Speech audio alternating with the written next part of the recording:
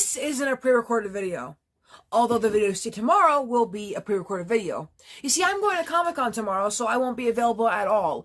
I'd vlog my experience, but you already know how Comic-Con looks like. You've probably already seen videos for Thursday and Friday and Saturday. Why bother seeing a video for Sunday? Sunday's like leftovers or whatever. So I won't be vlogging my experience of Comic-Con, but I will be taking pictures, so enjoy that. So before I head off to Comic-Con tomorrow, as I record this is 10:02 p.m., so I should really be going to bed right now, but instead I'm recording a video, and then I'm going to pre-record, yada, yada, yada. Then I like to talk about, an anime? It's considered an anime.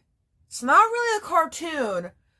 I mean, if you want to count it as a cartoon because it aired in America too, but it technically counts as an anime as well, because it has a Japanese dub. But today we're talking about a show called Galaxy High School. This was, a science fiction anime. We're gonna call it an anime for now. That premiered on September 13th of 1986 on CBS and ran for 13 episodes until December 6th of 1986. Yeah, it really didn't, last that long. It's kind of sad, actually. The series was created by Chris Columbus, who would go on to direct the first Harry Potter movie as well as Home Alone. And it featured music and a theme song composed by Don Felder, who, is the lead guitarist of the Eagles.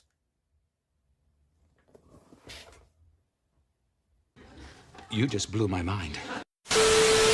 The series was later shown in reruns on Sci-Fi Channel's Cartoon Quest, which I really did not notice that when I was making my video about Cartoon Quest.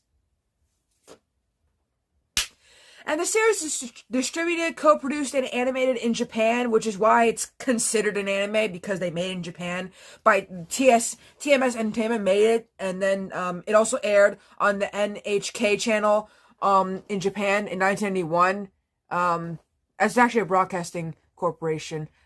Whatever. It was broadcasted on that, so the show would be considered an anime. So was this show good? Will it get a reboot one day? What's this all about? Aliens in high school? I just broke my chair again.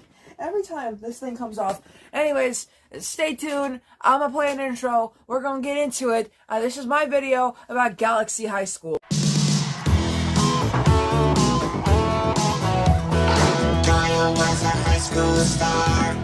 So, what exactly is Galaxy High School about? Now, bear with me. This is a mouthful. Galaxy High School is about two Earth teenagers who are accepted into an intergalactic high school called Galaxy High School on the fictional asteroid called Fulter. There's a boy named Doyle Cleverlobe who was a skilled athlete and popular, and a girl named Ami Brightower who is shy and, as the theme song states, the smartest girl in school, not very popular, not very cool. Amy was the smartest girl at school, not very popular, not very cool. Once they get to space, though, things change. The alien teenagers seem to accept Ami, while Doyle tends to serve the aliens the wrong way. And although Doyle finds himself an outcast and has difficulties adjusting, Ami does not abandon him and suggests that they can make friends and bring glory to Galaxy High through his excellent sporting abilities, which he does by winning a championship in psych hockey, which Galaxy High has always lost in the past. The show drops many hints of a budding romance between Doyle and Ami, but obviously we never got a season 2, so we wouldn't know if they would even do anything with that.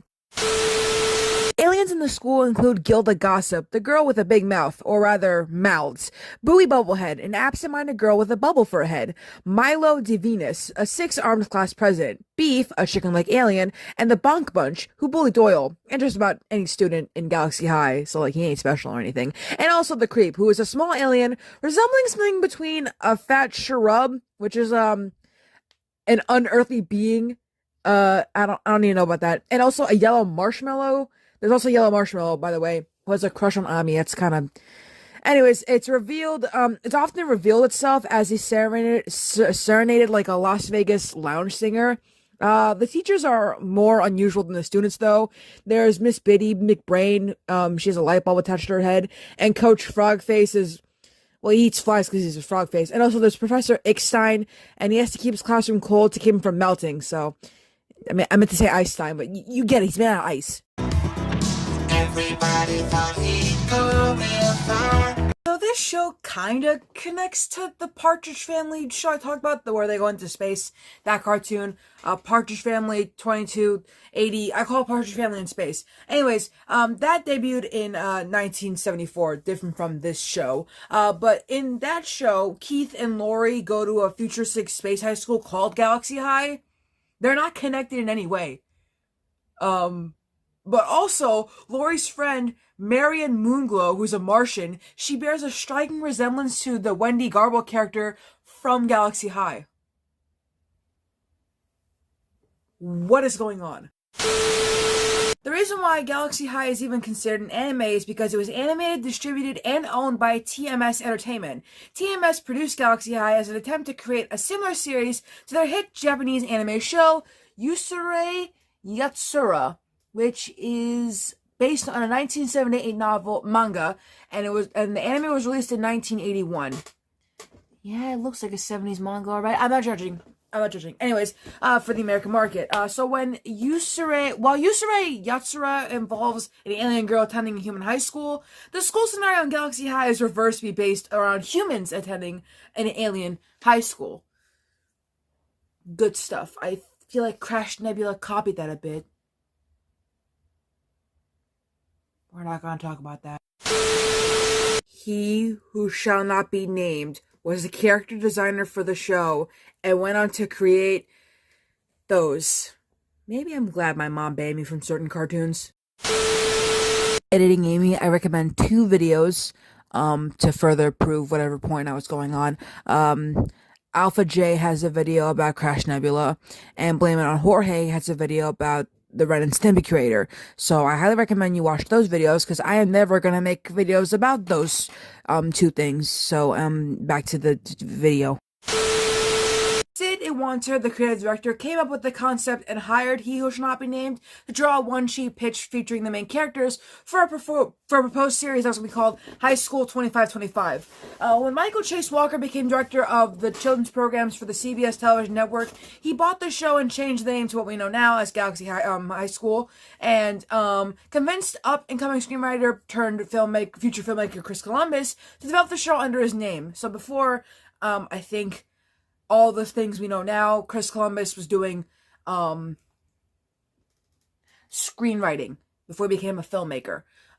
Anyways, Walker was trying to develop a Saturday morning schedule that resembled an old-fashioned Saturday movie matinee with a range of horror, science fiction, comedy, and western. So Teen Wolf, Galaxy High School, Pee-wee's Playhouse, and Wildfire, which is a really bad western Hanna-Barbera cartoon where this cowgirl finds out she's a princess.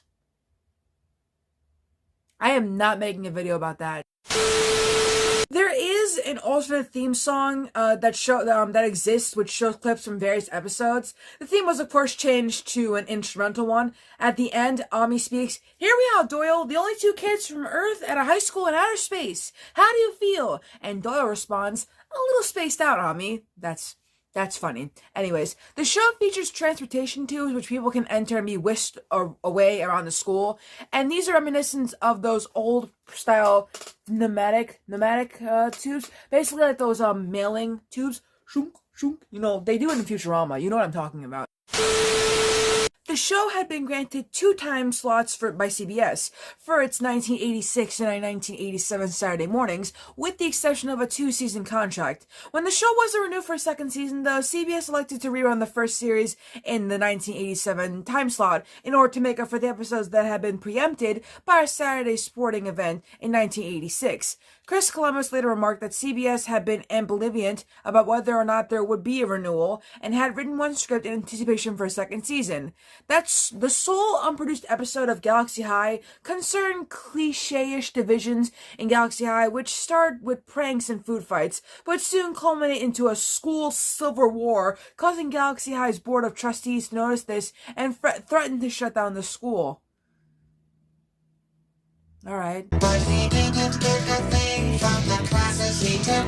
You know, he just wasn't interested in his books. So with this a series like this, you'd expect there to be a film for it, and they weren't going to. You see, in 1986, Walker optioned the film rights with John H. Williams of Vanguard Films, and reteamed with Chris Columbus to develop the big screen version of Galaxy High School. And after various development deals with both DreamWorks and Paramount Pictures, the movie plans remain in limbo. It's been years, guys. Can we please get our movie at all? Reboot anything? I'll take anything. I'll take anything at all. Amy was the smartest girl at school, not very popular. An 85-page paperback book titled Galaxy High School was published in August of 1987 by Batam Skylark Books, and was written by Anne Hodgman. It's an adaptation of 6 episodes from the series, so like Welcome to Galaxy High, Those Eyes, Those Lips, The Beef Would Be King, Dollars and Cents, Beach Blanket Blow Up, and Founders Day. In the prologue, it says that Doyle and Ami, while on Earth, attended Presley High School, and its sports team was called the Hound Dogs. And it also says that Ami apparently didn't know Doyle well before coming to Galaxy High, but did think that he was cute until they actually meet when first entering their school.